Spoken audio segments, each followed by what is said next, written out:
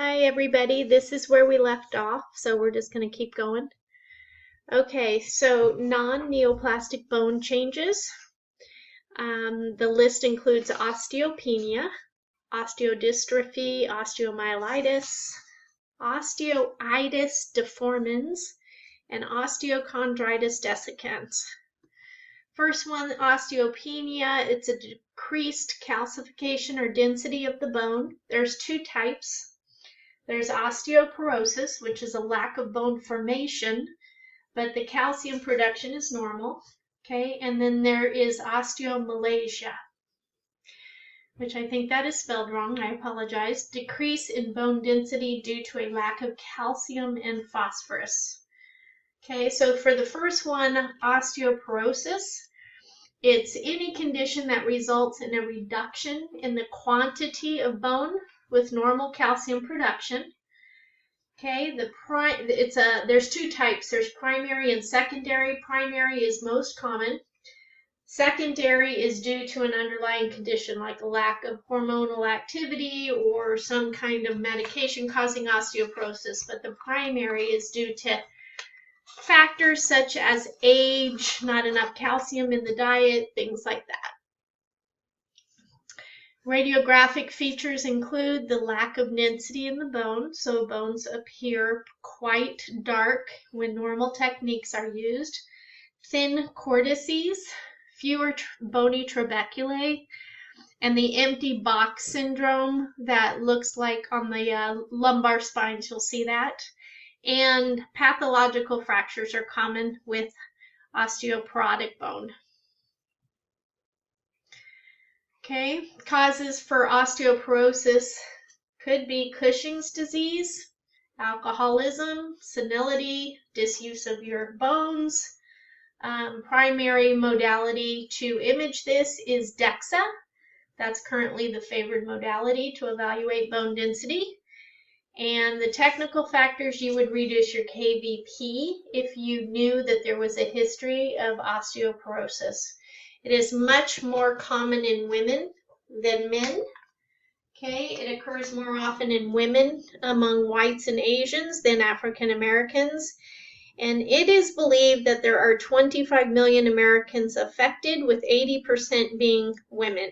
Okay, and this image here shows the empty box radiographic sign that shows these nice lines here. On the bottom and the top are the vertebral bodies, but nothing in the middle, so empty box. Okay, the second type, osteomalacia. Okay, so the definition is abnormal decrease in bone density due to a lack of calcium and phosphorus. And this affects mature bones. Okay, the characteristics are a loss in density, which causes softening of the bone and the bowing of bone, so deformities result. Here's a radiograph that shows the bowing that can happen with osteomalacia. Radiographic features are decreased bone density, coarse trabecular patterns, a loss of cortical definition, pseudo-fractures, and deformities. For instance, this here would look like a fracture here, but it's actually a pseudo-fracture. It's one of the radiographic signs of osteomalacia. Okay. Osteodystrophy, the definition is a defective formation of bone, usually found in patients with chronic renal failure. Okay, so the causes, of course, are renal failure and vitamin deficiency. A radiographic feature is osteopenia, which is causing a rugger jersey spine. If you look at this radiograph of a lumbar spine here, you'll see what looks like stripes. Solid, less solid, solid, less solid, solid, less solid. So they call that the rugger jersey spine. Also salt and pepper skull, lacy trabecula in the digits, and Brown's tumors. So this next slide will show Brown tumors. Okay, happens in the hands. Here is an example. This arrowhead is a Brown tumor. Okay. And these on the sides, these other arrows are pointing to the lacy pattern that disease, osteodystrophy, can have on radiographs. Okay, osteomyelitis. This is an infection of the bone in the marrow caused by staphylococcal bacteria. The characteristics, they're usually found in long bones. However, osteomyelitis of the feet is pretty common. So periosteum that constricts the congestion and causes sequestrum, which is just dead bone. The radiographic features of this is a focal infection, a radiolucent center, and dense bone surrounding the area, which is called a Brody abscess. So this, for instance, right here, this is the dense radiolucent center. This is an infectious process here, all of this real light part of the bone here. And if you had contrast injected, this would all light up as an infection. Okay. The appearance depends on the clinical course of the infection, and nuclear medicine is a very good diagnostic tool, so is MRI. Okay, osteomyelitis continued. This is a nuclear med scan right here. They're showing a hot spot here in the spine. They're showing that to be osteomyelitis. This is also an MRI that shows osteomyelitis. So notice on this is a sagittal image here of the spine. This is before contrast was injected, so it does show some kind of abnormality in the spine here on the vertebral body. It's not clearly differentiated at all. Okay. This cord disappearing, that's just because they don't have a very straight spine. So it's just the sagittal slice has it cut off there. But here, after a gadolinium's been injected, you can see the infectious process that's happening here. And you can definitely see the abscess right here in the spine from the osteomyelitis. Okay, next thing we're going to talk about is osteitis deformans, which is also known as Paget's disease. This is an abnormal remodeling of bone with simultaneous osteoclast and osteoblast activity. Remember, the osteoblasts lay down the bony matrix, and the osteoclasts come around afterwards and reabsorb it, and it keeps going. Well, this is an abnormality of that modeling of bone, and they're simultaneously doing activity. It looks like in the same area. So characteristics may be asymptomatic. Bowing of the long bones, you can see the the picture that's up here. You can see the bowing of the bones, these long bones in the legs. You're going to have pathological fractures that can occur, enlarging cranium, deafness, and spinal cord compression can occur.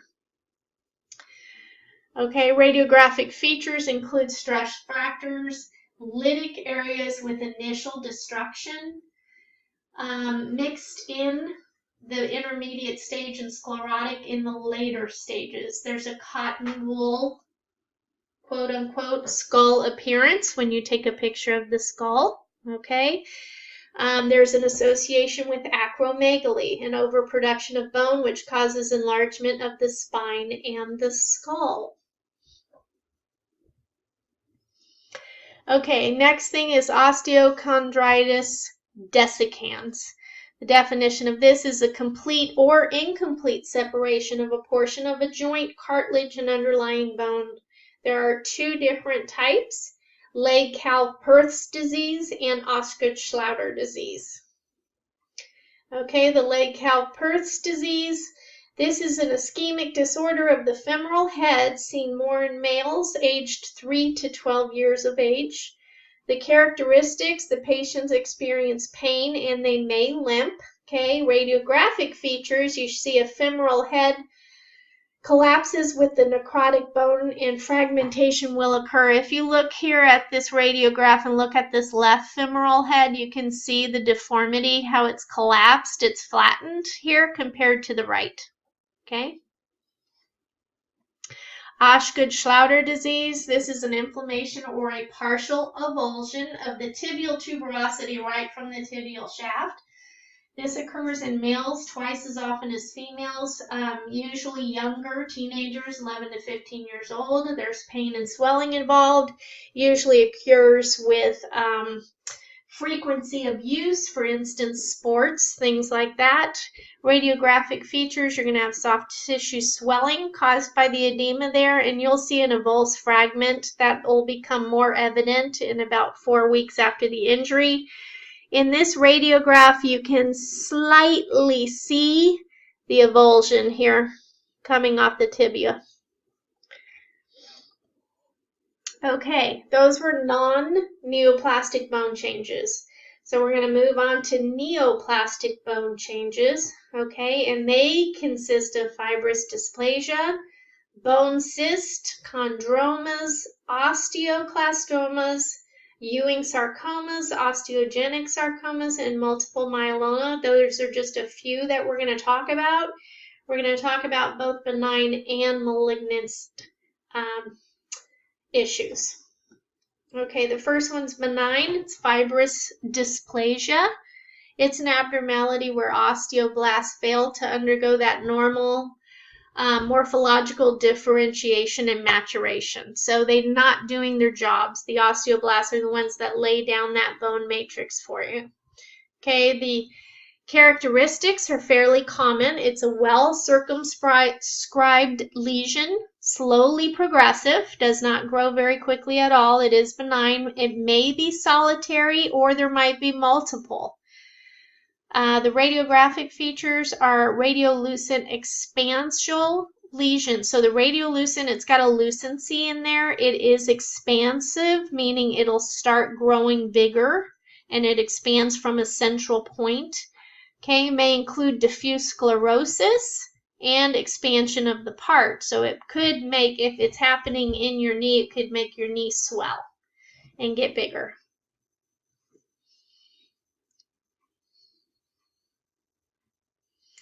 Okay, another benign neoplastic change is a bone cyst. Okay, this is a fluid-filled cyst lined with a thin layer of fibrous tissue. The characteristics, it's usually asymptomatic until a pathological fracture occurs. Commonly occurs in males more than females, usually between ages 3 and 14 years of age. Okay. Radiographic features, it is radiolucent with thin septa. You can kind of see separation, walls, little walls in here. Those are called septa. Okay, that creates a loculated appearance. So it looks like there's a lot of different chambers in there. May have a pathological fracture known as a fallen fragment sign.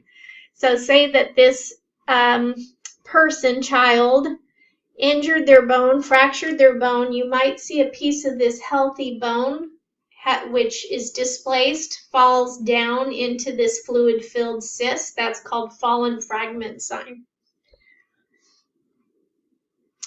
Okay, and this is just two radiographs next to each other, the difference between fibrous dysplasia and the bone cyst.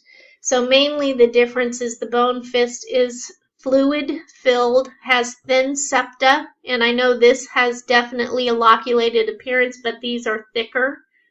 Okay, that is the difference between those two. Okay, another benign is chondroma.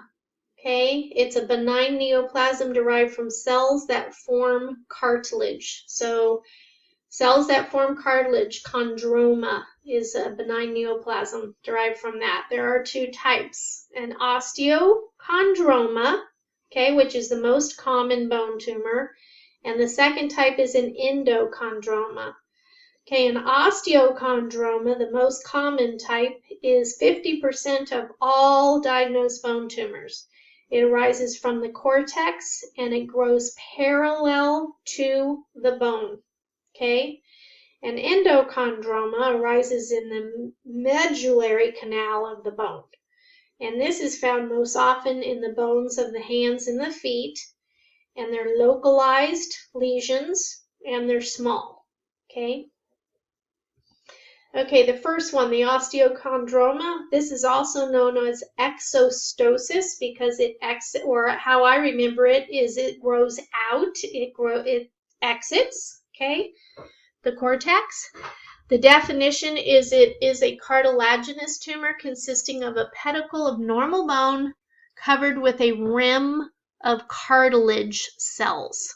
So you can see pedicle of normal bone, and then there's a rim of cartilage cells around there. I don't see the pedicle as good on this one though, but you can see them. There's one in your book that's pretty good. Okay. The characteristics, it occurs more often in males, 75% before age 20. Most frequent complaint is painless hard mass. So there's no pain involved, but there is a mass that you can feel, palpate.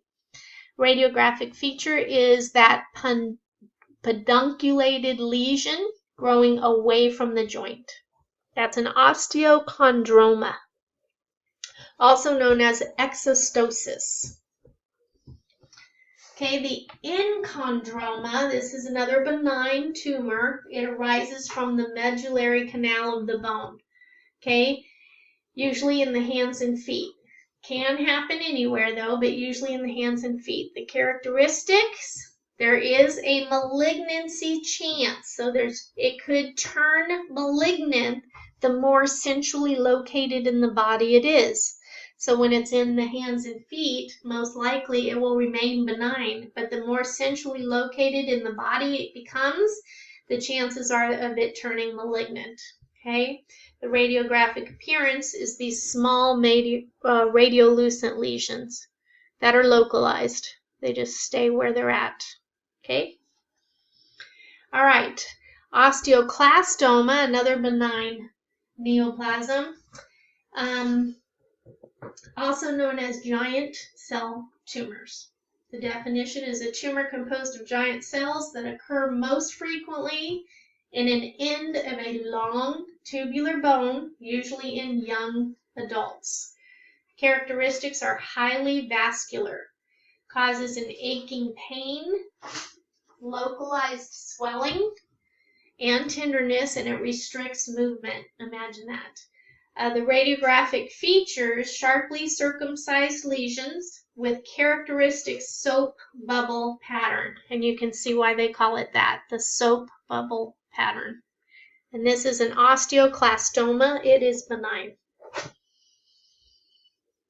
Okay, now we're going to talk about the malignancies that can occur. This is a malignant chondroma.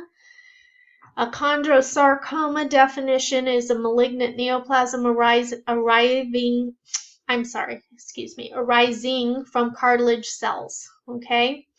The characteristics are the tumor remains essentially cartilaginous, the third most common primary malignant bone tumor. Okay, the third most common. It presents with pain and swelling.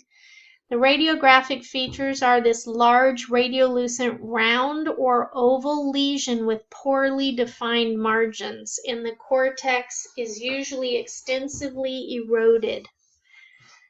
Okay. So this does not have clear margins. You don't know where it starts and where it ends. Okay? That is a malignant chondroma, known as a chondrosarcoma. Okay, next is the Ewing sarcoma.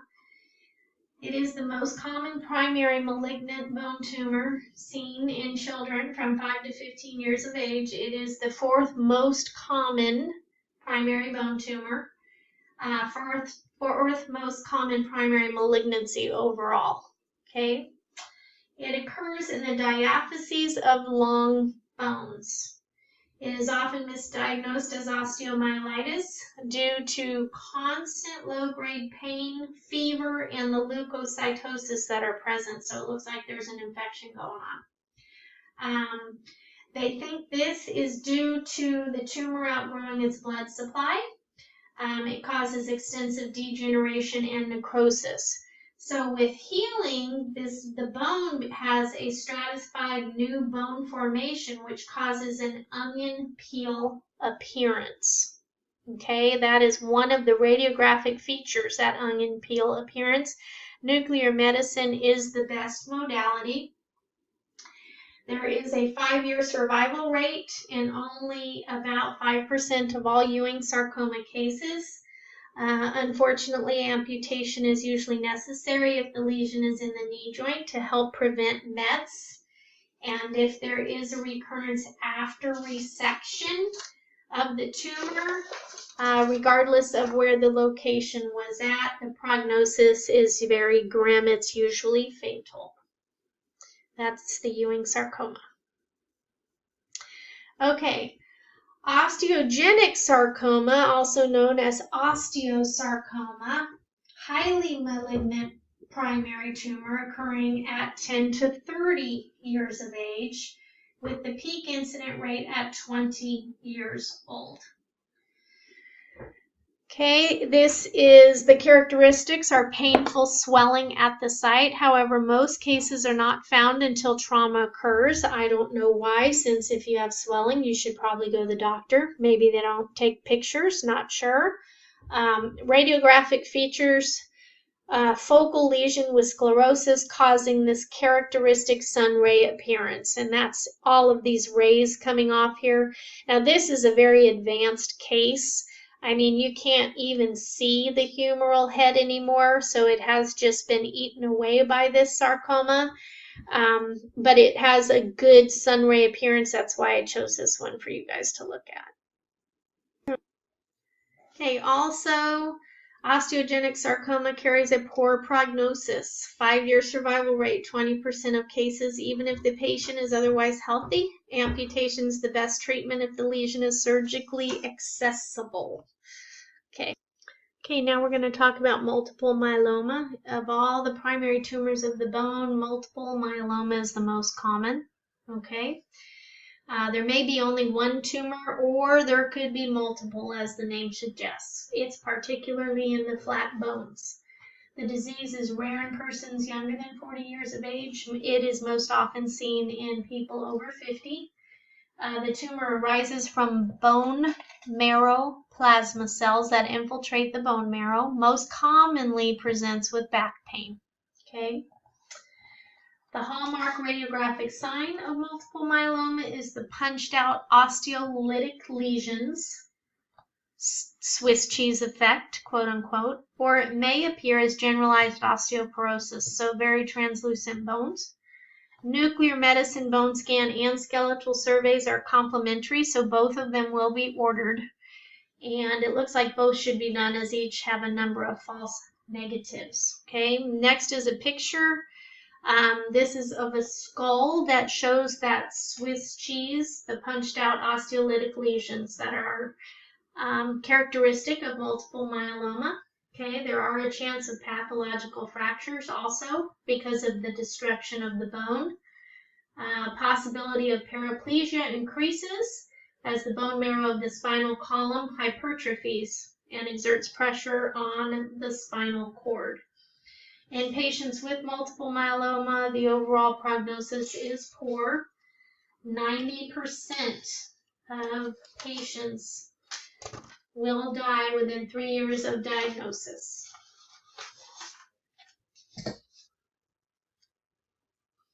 Okay, we're going to move into fractures and dislocations. Okay, a fracture, as you know, is a discontinuity of the cortex of the bone. Okay, healing, blood increases, and inflammation and formation of fibrous tissue called callus occurs. Complications, of fractures could be shock, infection, or an embolus. Okay, displacement is the lateral positioning of the fragments, and a distraction is a gap between the fragments. Okay, types of fractures, there are complete, which are across both cortexes, compound, which breaks the skin, comminuted, which just means it's broken in more than 2 pieces, so you can have fragments, a spiral, which is caused by twisting, an oblique fracture, which is across the bone, but from top to bottom of the other side. Okay, a stellate, which is a star-shaped indentation,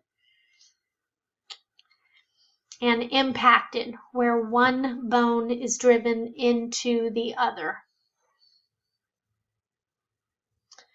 Okay, and here's an example. The top one is a spiral fracture of a little guy. Okay, then you have an oblique fracture here on number 4.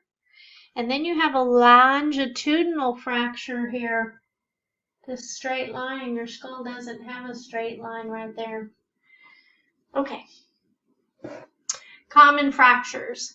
A plastic fracture is the young child bone bends, but it does not break. It just bends. A green stick fracture is a break in the cortex, but only on one side of the bone. Okay. A torus fracture is a type of brain stick fracture where the cortex folds down onto itself, usually seen in the wrist. I'll show you a picture of that. The epiphyseal fracture occurs through the ununited areas of the epiphyses, and a pathological fracture, it occurs through a diseased area of bone. Okay, here's an example of a green stick fracture right here, where it is bent. And these are examples of torus fractures right here. This is the same patient. All the radiographs here show this folding torus fracture, folds on itself, the cortex. This is just to show you that you can't even see it on the AP, and that you need the lateral, that 90-degree view, to even see it there. Okay? Okay, more common fractures. A fatigue fracture, also known as a stress fracture. It occurs in areas of maximum stress on the bone. An avulsion fracture, that's the pulling away of a chip of bone from the major portion of the bone. The Colles fracture, fracture of the wrist with the proximal displacement. And compression fractures, both ends of the bone are pushed to the middle. Okay, and here's some images for you. That Colles fracture with the proximal displacement. Okay, this is called a Smith fracture right here. Smith fracture. Yikes, that looks like it hurts. Okay, these are compression fractures. You can see this one right here and this one right here. The normal width of the vertebral body, or height I should say, is compromised here. You can see right here by that wedge. These are very painful. You usually need intervention to get rid of the pain. They'll put some cement in there so that the pain is lessened, and it usually seems to help. Okay, if you're a candidate for that. Okay, and this is an impaction fracture where the head of the humerus has been pushed and it's cracked off there. Okay, same here, broke the head right off. Okay, more common fractures. The Bennett fracture occurs at the base of the first metacarpal, or your thumb, and the Boxer occurs at the head of the fifth metacarpal.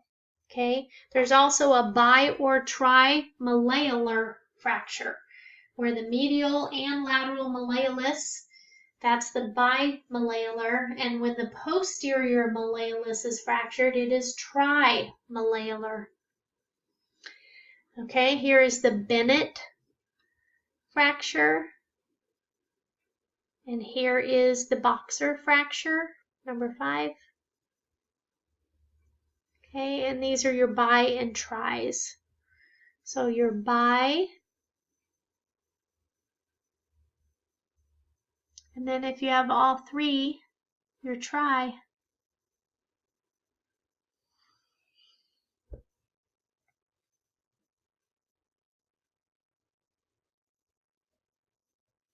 Okay, more common fractures. The Galeazzi occurs at the radial shaft with dislocation of the ulna. The Montesia occurs at the ulnar shaft and dislocation of the radius. So those are opposite. Okay. Elbow. Injury to the elbow will cause the anterior and posterior fat pads to be seen on a lateral position. Okay, and this image shows you the sale sign, which are the fat pads. So good thing that they are shown with the arrows here, but if you look back and look hard, you can see 2 kind of radiolucent areas, and those are the fat pads that can occur with a fracture. in areas that you have fat pads that can show that there is a fracture. In this case, the elbow. Okay, dislocations. We're going to move on from fractures to dislocations. Shoulders occur anteriorly. They may involve a chip, but this one is just an interior dislocation. You can see that there. And the hip usually occurs posteriorly. Okay. A subluxation is a partial dislocation. Okay, other joint pathologies, you're going to talk about arthritis, the inflammation of the joints. There's different types of arthritis. There's osteoarthritis, which 80% of Americans have. It's also known as degenerative joint disease. The hallmark sign of this, especially in the spine, is spurring. Okay, there's also rheumatoid arthritis, known as RA. Affects the small joints of the hands and feet. It is an autoimmune disease disorder. And ankylosing spondylitis, this is chronic inflammatory disorder that mainly affects the SI joints and the lumbar spine. 90% of those affected are male patients. Okay, osteoarthritis, also known as DJD. Okay, most common of all types of arthritis, it's usually due to wear and tear. It occurs at those large weight-bearing joints more often than the rest. The radiographic features, you will see spurring, narrow joint spaces, erosion of the bones at the joint spaces. Okay, here's some radiographs of osteoarthritis.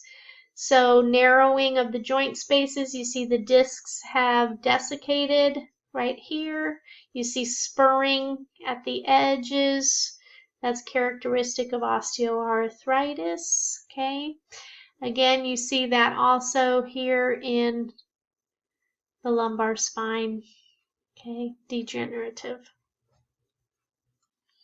I want to mention also osteoarthritis is a non-inflammatory deterioration of the cartilage, okay, with newborn bone forming, which is causing that spurring, okay. Now, rheumatoid arthritis is the oldest of all known diseases. They do not know what causes it, but it does have an inflammation of the synovial membrane. It affects small joints of females more often than males, okay, and occurs with widespread inflammation, like I said, of that synovial membrane. Okay, radiographic features, they show severe deformities in those small joints. Ulnar flexion, swan neck, and boutonniere are radiographic features. Okay, this is some X-rays, radiographs of hands with rheumatoid arthritis. It is common to do bilateral hands and wrists when someone presents with rheumatoid arthritis and they are being watched by their physician, their rheumatologist. Okay, this disease causes pain, stiffness, and thickening of the tissue. The thickened tissue grows inward and damages the cartilage, and later the tissue becomes fibrous, which prevents the motion of the joint. So as the disease progresses, the fibrous tissue becomes calcified and becomes osseous tissue, also known as bony ankylosis.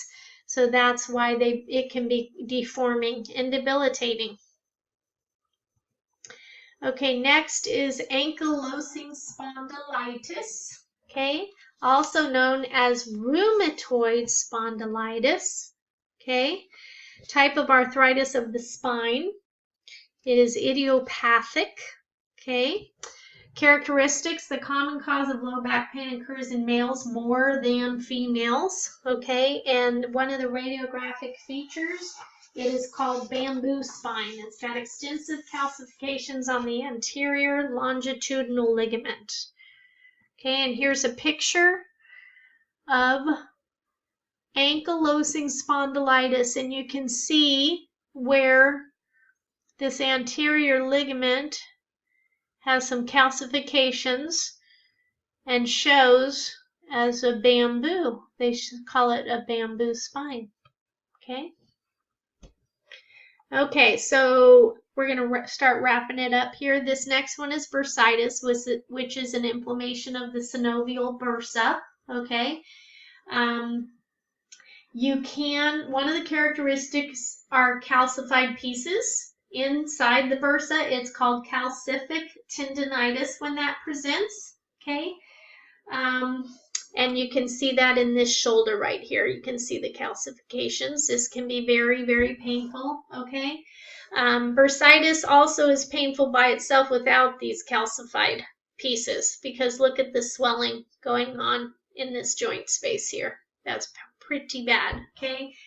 The radiographic features, that calcification within the bursa, it's best seen on the external rotation view and just localized swelling here. Okay, pathology of the spine. Okay, we're going to talk about 4 different kinds here, and we're going to show you radiographs of just the first one, because the other 3 are just going to present as symptoms or a known history for your patients. Hard to see on radiograph. Okay, first one, spondylolisthesis. That's a forward displacement of a vertebra on top of another. Okay, spondylosis is fixation and stiffness. Spondylitis, inflammation of the spinal vertebra. Okay, so that's probably due to infectious process, possibly. Okay, and then disc herniation, or HNP, and that's where the annulus fibrosus degenerates and the nucleus pulposus is forced out, and that is HNP, which stands for herniated nucleus pulposus, okay? Okay, and these are your radiographs of your spondylolisthesis. And remember, that is where, let's go back, a displacement of a vertebra on top of another, okay? Spondylolisthesis. So see that forward displacement of one on top of another? You can see L4 is forward here. Right here in this one, L5 is forward of the sacrum, okay? And right here, it looks like L4 is forward of L5. Or that could be L5 of the sacrum, depending, okay? But that is spondylolisthesis, a forward displacement on top of another vertebra, okay? Okay, imaging modalities that are used for these skeletal pathologies are all over the place. We use them all. Bone density tests, they're mainly for osteopenia, osteoporosis, osteomalacia, okay? Computed tomography, MRI, nuclear medicine, and interventional radiology, okay? The bone density, or short name is DEXA. We use that to measure the spine, the hip, total body for mineral content, especially if we think that you have osteoporosis. And what happens is they go into the DEXA scanner for an initial scan, and then they have follow-up scans in 3 months, 6 months, 12 months, whatever the doctor has ordered. And they make sure that they are scanning the same bones in the same exact spots in that DEXA scanner, and then they can measure the density of the bone and see what the mineralization is, and then they can grade how bad their osteoporosis is. The radiation level in this modality is low. Okay, we've got CT and MR. Both are used for soft tissue and surrounding area. Okay, CT is best used for bone and muscle disorders, okay? You would use CT for internal organs. If you are using CT for joints, you are usually using them to look at fractures or osteoarthritis, bone-on-bone type of things. We use CT if we need to image knees and shoulders after surgery to get them ready for surgery, to look at screws that are in there, to get them ready for maybe knee or shoulder replacements, things like that. So it's mainly used for bone fractures and any kind of an infection or internal organ disorder. MRI is best used for healthier joints, not fractures per se, although they can be used to see stress fractures that you can't see on radiographs. But joints, we use them to look at joint spaces because they're used for cartilage. You can't see that as good in CT, if hardly at all actually. In MR you can. We use it a lot for the spine because we want to see those disc spaces, and we use it for degenerative disorders. So we're going to use that more for, you can use it for arthritis as well as CT, but we can use it for the inflammation that comes with the degenerative disorders more so than with CT. Okay. Nuclear medicine is best used for infections because it is more sensitive than radiography. Okay, there is an increased uptake of the radioisotope in the infectious spot. Okay, and then the decreased uptake of the isotope shows as a cold spot so they can get definitive information. However, MRI can be used for inflammation and infectious processes as well. But you have to have an injection of gadolinium, and it is both these modalities are pretty long scans. So depending on kidney function is what, and the modality, what modality your doctor would choose. Okay. And that's all I have for you. So good luck on your quiz, you guys. Bye-bye.